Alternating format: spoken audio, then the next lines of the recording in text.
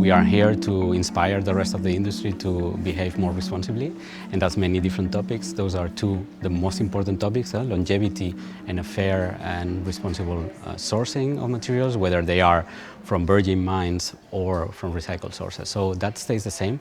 What we are changing or strengthening as we scale up is how we achieve that, how we get to that vision. So longevity depends on many different drivers, and what we are doing as a company is, as we scale up, to make sure that all these drivers are are aligned and in place to keep the device as long as possible. I can only talk about the past. So Fairphone 2 is a device that we launched in 2015, and we still support from a software perspective. So software longevity is very important. And that and everything that we are learning for Fairphone 2, we are also implementing in Fairphone 3. So with Fairphone 2, we are nearly at 5 years software support. So we expect to actually exceed those 5 years by quite some years. And we will do the same for Fairphone 3. Well, the development of Fairphone 3 also responds to a new stage for us as an organization, so we are scaling up. So we want to approach a wider audience as well.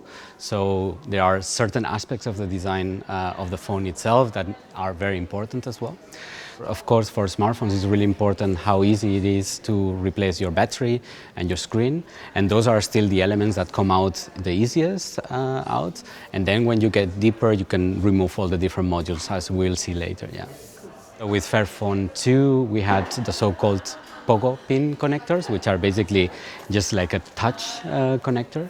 That made it very easy to dismantle, maybe a little bit too easy for the purpose. And so with Fairphone 3, we decided to go to what you call board-to-board connectors, which are like the typical connectors that we know from computers that you actually need to press in.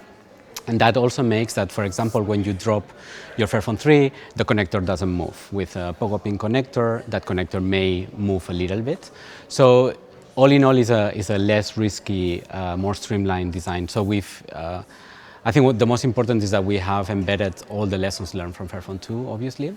It is a little bit less easy to repair. It is as easy to repair, but it takes a little bit more time, just a little bit more, so that we can offer like a very good device, very stable, very reliable.